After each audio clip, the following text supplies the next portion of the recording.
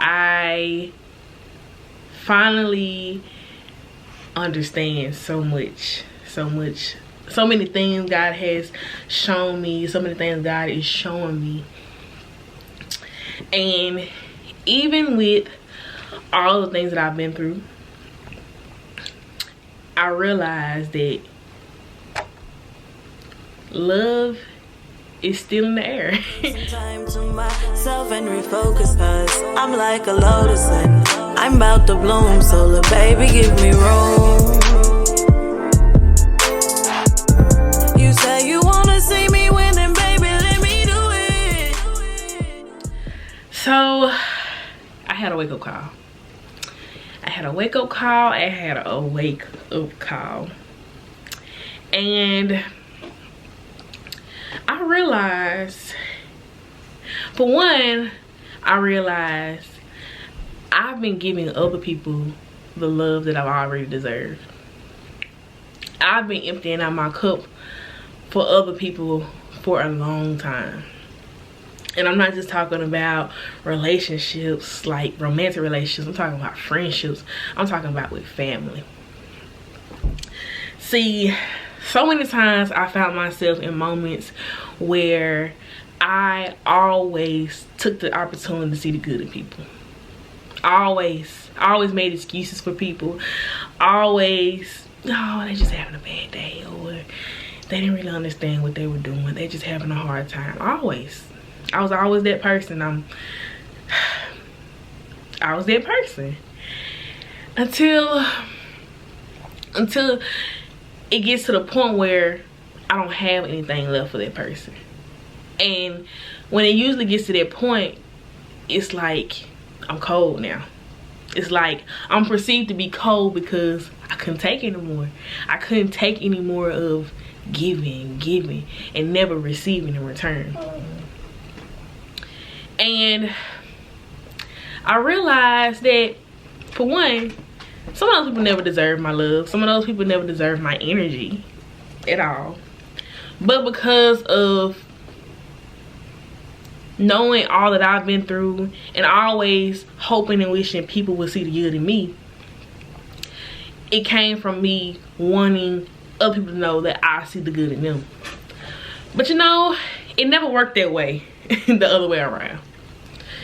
People never hesitate to point out my flaws. People have never hesitated to tell me all the things that I'm doing wrong or what I could do better. And I'm just like, oh, if only you can use that own energy in your life. But that's another story. But I realized it.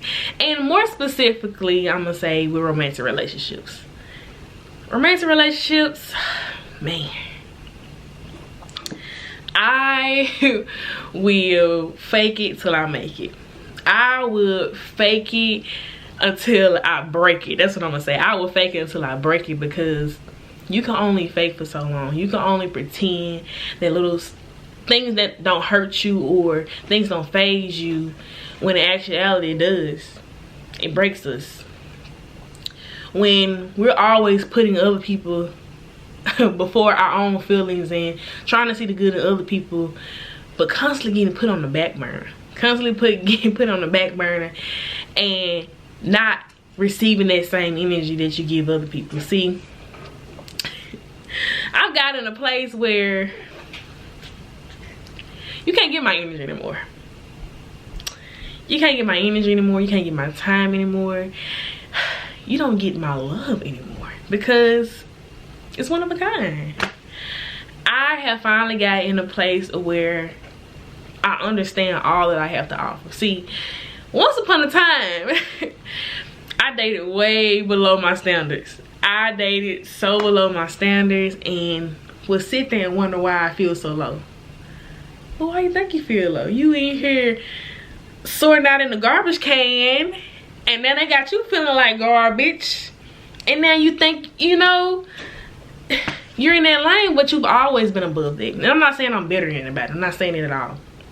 Because I don't care what you come from, who you come from. Everybody got a story, and everybody has something to offer. But in my own personal journey, I realized that the people that I was dating never took me serious. And they knew my worth. That's the thing. They knew my worth, but I didn't know my worth. See, when you don't know your worth, people can treat you any way they want. You can be a whole 10 out here, and because you don't know your worth, they treat you like a 5. See, that's where I had things messed up for myself. I didn't know my worth. I didn't know all I have to offer. Yeah, I knew I was, I knew I was cute. I knew I was on the path to being successful, and I knew I had a big heart. But I never understood my worth. I never got that concept of understanding that people don't deserve you. People don't deserve your unconditional love. Because, let me tell you something. I am a hopeless romantic. When I love, I love. And even if the other person's not there, I'm putting my all in, because I feel like everybody deserves to be loved. But to a certain extent where it's not hurting me and it's not taking away from my cup and I'm not receiving anything back. So that leaves me on my next journey. So this is the kickoff to my new series, Single, Dating, and Waiting. See, I'm in a place now where I'm okay with being single. And I never thought I would be in a place and be happy to be single. I remember being young and always wondering why I didn't have a boyfriend. I was always that one friend that never had a boyfriend. And that hurt. It made me feel like I was ugly. It made me feel like I wasn't worthy. It just made me feel like an outcast. And I understand that has affected me a lot in my dating life. And even more, being sexually abused by my father made it even harder to understand that it's not you, it's them. It never was you. See, sometimes we think we're underqualified. We think that we don't have the tools. We think we don't have things that other people have, and why people aren't looking at us, why people aren't going after us. Because let me tell you something.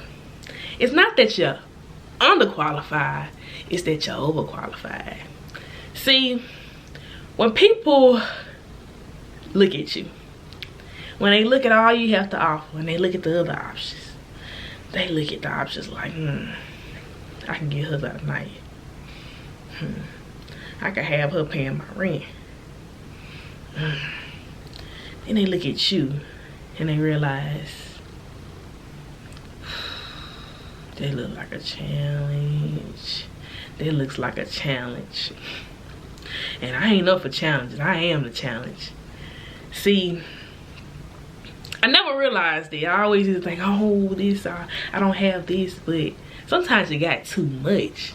And guys know that. They know you offer too much. And they just not willing to maintain all that. They just want the easy route. They want somebody who's, I'm not gonna say it's just always just the female's fault in particular, but they prey on people.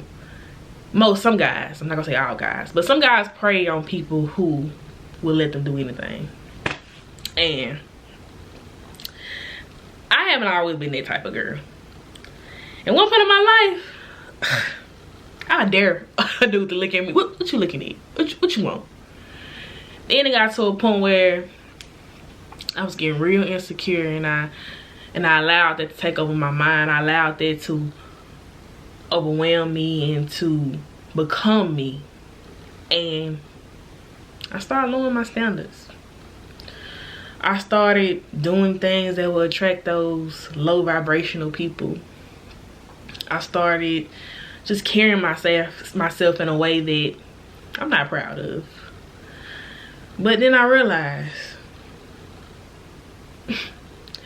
you don't have to minimize who you are to attract those type of people, because you don't need those type of people.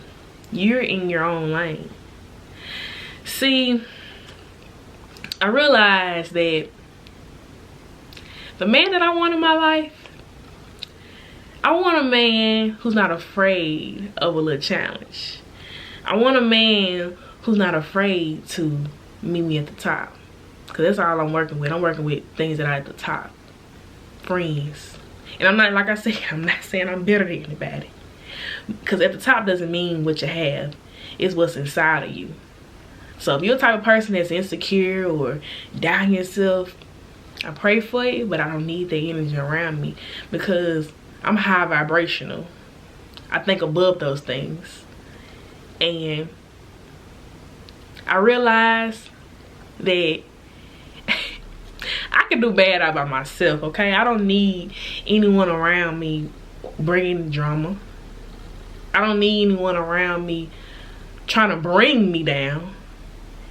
And I definitely don't need anybody around me that's insecure, making me feel bad for being who I am, making me feel bad for all that I'm after in life. So this is my single season, and you all are going on this journey with me. I can say this: it starts with self-love. It starts with understanding what it means to love yourself. It starts with understanding what it means to love. I'm gonna share this story since it is my brother's wedding day. And I remember talking to a guy friend, and I was like, oh, my brother is acting like the bride. Like, oh my God, my brother he's just a very timely, like he's, look, this. I was like, he's just acting like the bride. And so my guy friend said, what do you mean? And I said, I mean, he just, everything gotta be right. He just doing too much. I was like, he's just doing too much. And he was like, maybe he just want the day to be a good day. That doesn't make him dramatic. It doesn't make him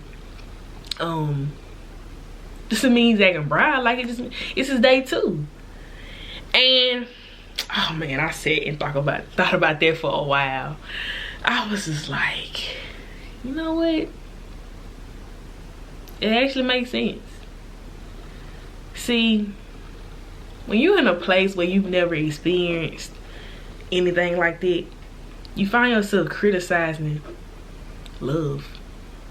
You find yourself laughing at love. You find yourself slick being envious of love. And that's not right. That's not God-like. And I thought about that. And I was just like, wow, my brother really loved her. Like, I mean, you have most guys. I'm not down any guy. I'm not saying that means that they love their wife any less. But oh my gosh, when I say my brother was on it, he was on it. I mean, he was trying to make sure things were done for her. He was trying to make sure the day was perfect. He just was, oh my gosh. But that's what love is. That's what love is. You want to experience a moment with the person you love, and you don't want anything to go wrong. You want to keep it as light and beautiful as possible. And that's what he was doing. He was making her a priority in his life.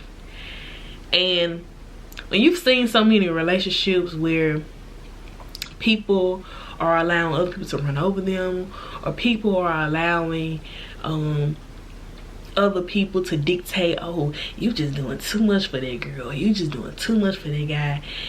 Now I can understand those unhealthy relationships, those unbalanced relationships, but all in all,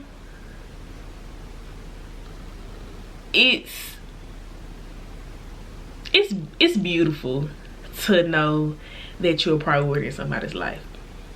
And I'm gonna be honest, I've never felt that feeling. You know, even with my parents, I always felt like I wasn't a priority. The people I dated, I never felt like a priority. In my family, I've never felt like a priority. I'm not blaming, shaming anybody, because everybody has their own life. But that's why I'm going on this journey, single, dating, and waiting, because I'm single. And I'm not gonna say there's nothing I can do about it, because I'm single on purpose, okay?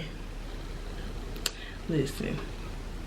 But instead of worrying about everybody else making me a priority in their life, I gotta start making myself a priority. I gotta start doing what's best for me. What's best for my mental health. What's best for my emotions. I have to start putting me first and not worry about who else is putting me first, because I'm putting me first. So if you're interested in going on this journey with me, stay tuned for new videos. But I'm home now, sitting on my throne now. I'm not asking you to bow down.